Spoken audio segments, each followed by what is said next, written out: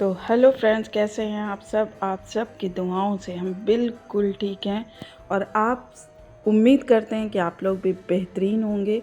और आज एक बहुत ही मज़ेदार कहानी लेकर आए हैं और थोड़ी लंबी है, 2 पार्ट में है। एक पार्ट आज सुनाते हैं और एक पार्ट आपको सुनाएंगे एक दिन बाद। इंतज़ार में रहिएगा थोड़ा। तो चलिए कहानी का मज़ा लेते हैं और शुरू करते हैं कहानी को। कहानी का नाम है आज परछाई के पीछे। वाओ। गांव के किनारे बसे पुराने हवेली में राजवीर की जिंदगी में एक अजीब मोड़ आता है जब उसे एक अनजान खत मिला। खत में सिर्फ इतना लिखा था, रात के 12 बजे तुम्हारे सवालों के जवाब तुम्हें हवेली की पुरानी कहानी कचहरी में मिलेंगे।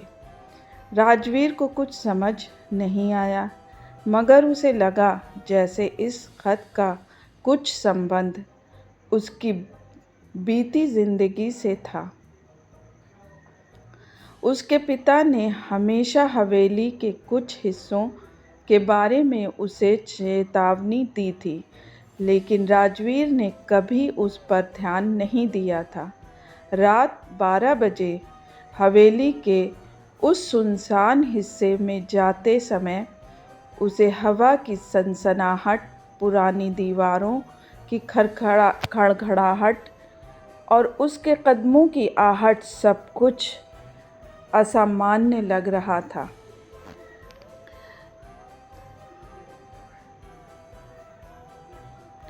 क्या हवेली की परछाइयाँ राजवीर को उसके सवालों का जवाब देंगी, या फिर एक नए रहस्य का आगाज होगा? कहानी का नाम परछाई के पीछे। गांव के किनारे बसी पुरानी हवेली, जिसकी दीवारों पर इतिहास के निशान थे, अब वीरान खड़ी थी। हवेली के कई हिस्सों को छोड़ दिया गया था, लेकिन समय के साथ लोगों ने उसे भुला दिया।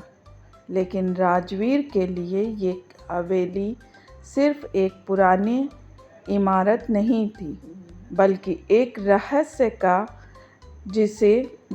था जिसे उसकी ज़िंदगी से जुड़ा कोई गहरा साया ढक रहा था। राजवीर का जन्म इसी गांव में हुआ था, लेकिन वो पढ़ाई के लिए शहर चला गया। अब कुछ साल बाद वो फिर से गांव लौट आया। उसके माता पिता के देहांत के बाद हवेली अब कुछ साल बाद वो फिर से गांव लौट आया था। उसके माता पिता के देहांत के बाद हवेली के हिस्से में आ गई थी, लेकिन उसने कभी नहीं सोचा था कि उसे यहाँ लौटना पड़ेगा। तब से उसे वो अजीब खत मिला था, उसकी रातों की नींद उड़ चुकी थी।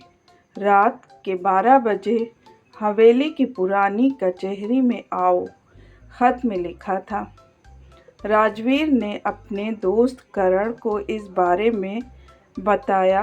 करण ने उसे समझाने की कोशिश की कि ये सब शायद किसी की शरारत हो, लेकिन राजवीर का मन उसे बार बार हवेली की ओर खींच रहा था।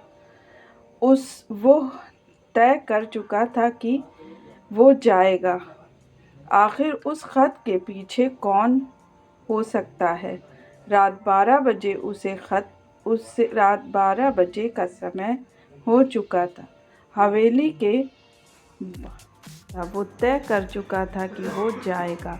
आखिर उस खत के पीछे कौन हो सकता था? रात के 12 बजे का समय हो चुका था।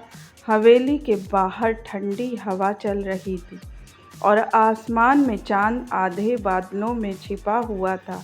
राजवीर धीरे धीरे हवेली के पुराने दरवाजे की ओर बढ़ा। दरवाजे धड़ाम से खुला, जैसे किसी ने उसकी आहट सुन ली हो। हवेली के अंदर अंधेरा उसे अजीब सा लगा। दीवारों पर पुराने चित्र लटक रहे थे और हर चीज़ पर धूल की मोटी परत जमी हुई थी। पुरानी कचहरी हवेली के पिछले हिस्से में थी। पुरानी कचहरी हवेली के पिछले हिस्से में थी। जैसे ही वो वहाँ पहुँचा, उसने देखा कि कचहरी के दरवाजे पर पहले से ही एक दिया जल रहा था। अंदर घुसते ही उसकी नज़र एक पुरानी तस्वीर पर पड़ी। तस्वीर में एक आदमी खड़ा था जिसकी शक्ल राजवीर से मिलती जुलती थी। वो आदमी उसके पूर्वजों में से एक था। क्या तुम राजवीर हो? अचानक से एक धीमी आवाज़ गूंजी। राजवीर ने चौंक कर चारों ओर देखा, लेकिन वहाँ कोई नहीं था। वो थोड़ा घबरा गया, लेकिन साहस जुटाकर बोला, हाँ, मैं राजवीर हूँ। कौन हो तुम? अचानक कचहरी के कोने में हलचल हुई। एक बूढ़ा आदमी जिसका चेहरा झुर्रियों से भरा था, सामने आया। मैं तुम्हारे पूर्वज हूँ, इस हवेली का रहस्य रक्षक। वो बोला, तुम्हारे परिवार की एक पुरानी कहानी है जिसे अब समय आ गया है तुम सुनो, तुम जानो। राजवीर हैरान रह गया। कैसी कहानी? उसने पूछा। बूढ़े आदमी ने एक गहरी सांस ली और कहा, शुरू किया, तुम्हारे परदादा ने इस हवेली में एक गुप्त खजाना छिपाया था, लेकिन इस खजाने को पाने के लिए तुम्हें कुछ कठिन सवालों के जवाब देने होंगे। ये सिर्फ धन का नहीं बल्कि ज्ञान का खजाना है। क्या राजवीर उस खजाने को ढूंढ पाएगा? हवेली के गहरे रहस्यों में क्या छुपा है?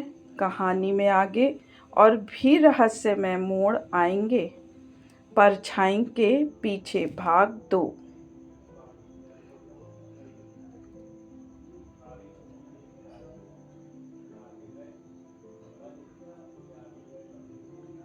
राजवीर उस बूढ़े आदमी की बातों से उलझन में था, लेकिन उसके भीतर एक अनजानी जिज्ञासा जाग उठी थी। ये खजाना किस तरह का है? उसने बूढ़े आदमी से पूछा। बूढ़ा आदमी मुस्कुराया, मानो वो ये सवाल सुनने की उम्मीद कर रहा था। ये खजाना सिर्फ सोना चांदी नहीं, हीरा जवाहरात का। उसके भीतर एक अनजानी जिज्ञासा जग उठी। ये खजाना किस तरह का है? जवाहरात का नहीं, बल्कि ये तुम्हारे परिवार की विरासत है। तुम्हारे परदादा ने इस हवेली में छिपा दिया था, ताकि परिवार की सही जिम्मेदारी निभाने वाला उत्तराधिकारी ही इसे पा सके। राजवीर के मन में कई सवाल उमड़ रहे थे। पर मुझे इस खजाने तक कैसे पहुंचना होगा? बूढ़े आदमी ने गहरी आवाज़ में कहा, ये कोई साधारण खजाना नहीं है, बल्कि ढूंढने के लिए तुम्हें न केवल हवेली के भूल भुलैया में से गुजरना होगा, बल्कि तुम्हें अपने भीतर की परछाइयों का सामना भी करना पड़ेगा। राजवीर के दिल की धड़कन तेज हो गई। क्या मतलब? हर इंसान के अंदर कुछ अनसुलझे सवाल होते हैं, कुछ अंधेरे हिस्से जिसे वो खुद भी समझ नहीं पाता। यही इस खजाने तक पहुंचने की सबसे बड़ी चुनौती है। तुम्हें हवेली के विभिन्न हिस्सों में छिपे रहस्यों को समझना होगा, लेकिन असली चुनौती ये है कि तुम अपने ही डर को संशय से कैसे पार करोगे। ये सुनते ही राजवीर ने महसूस किया कि मैं सिर्फ एक भौतिक यात्रा नहीं बल्कि मानसिक और भावनात्मक संघर्ष में भी होने वाला था। उसके पिता ने कभी इन बातों का जिक्र नहीं किया, लेकिन अब उससे एहसास हो रहा था कि ये विरासत उसके खून में थी। बूढ़े आदमी ने उसे एक पुराना नक्शा थमाया। ये नक्शा तुम्हें हवेली के उन हिस्सों में ले जाएगा जहाँ तुम्हें जवाब मिलेगा, लेकिन याद रखना, डर हर दरवाज़ा एक सवाल पूछेगा और तुम्हें सही जवाब देना होगा। तो ये है हमारी कहानी और इसका अगला पार्ट आएगा परसों। एक दिन बाद आपको सुनने को मिलेगा। तो आप लोग सोचते रहिएगा कि क्या हुआ राजवीर के साथ। राजवीर ने इस खजाने की तलाश शुरू की या नहीं, उसको सवालों के जवाब मिले या नहीं, ख़जाना उसे मिला या नहीं। तो चलिए इंतज़ार करते हैं कुछ लम्हों का। मिलते हैं फिर से। और ये कहानी पार्ट 1 पार्ट 2 कैसा लगा ज़रूर बताइएगा। Bye bye.